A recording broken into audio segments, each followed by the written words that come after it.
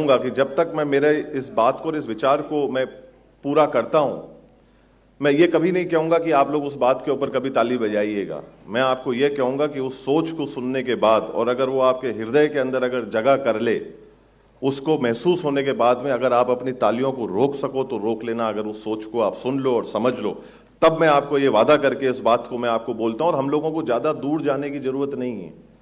वो प्रेरणा स्रोत हमारे लिए इसी सभागार के अंदर उपस्थित हैं, यहीं मौजूद है। केवल अगर जरूरत है तो उसको पहचानने की, समझने की और अपने रोजमर्रे के दिनचर्या के अंदर उसको अपने आत्मा में, रगों में, मन में, हृदय में उतारने की।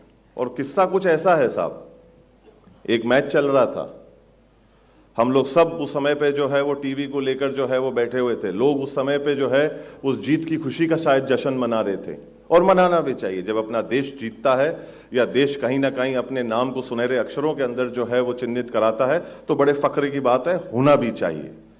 पर इस बात को बोलते वक्त मेरे रोंगटे भी खड़े होते हैं, और मैं पूरी तरीके से, मेरे पूरे आत्मा मन के अंदर जो है मेरी भावना जो है वो पूरी तरीके से इतनी प्रफुल्लित है और गौरवान्वित है कि ईश्वर ने हम सब लोगों को वो सौभाग्य दिया। इस देश के अंदर पैदा होना भाग्य की बात थी, स्कूल के अंदर पैदा होना सौभाग्य की बात है, ये हमेशा याद रखना।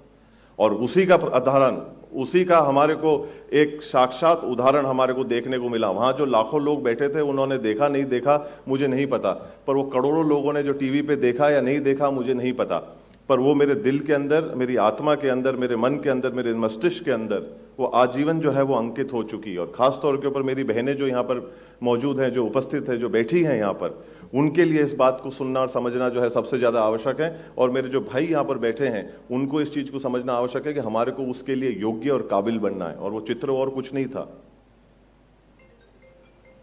चित्र अपनी संस्कृति का था, अपनी मान का था, अपने कुल के नाम को सर्वोच्च रखने का था, अपनी परंपरा का बिना किसी चीज के परवाह करे बगैर उसका निर्वाह करने का था। और वो और कोई नहीं, रीवा बा ने जिस तरीके से अपने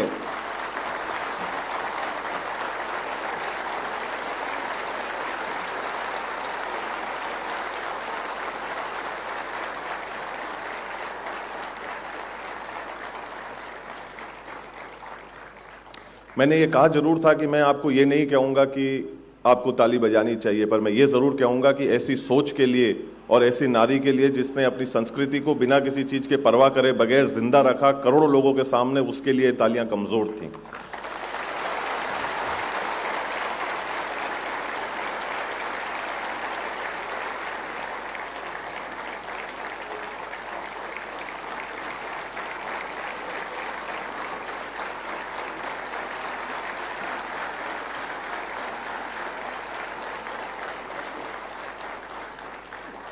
जब अपनी बहन कोई ऐसा काम करे तो भाई को उतना ही फक्र होता है। और खास तौर के ऊपर जो आने वाले लोग हैं, आने वाली जो भावी पीढ़ी है, उसको इन चीजों से सीखना चाहिए, इस संस्कृति हमको सीखना चाहिए। मेवाड़ इस सोच को नमन करता है, प्रणाम करता है, वंदन करता है।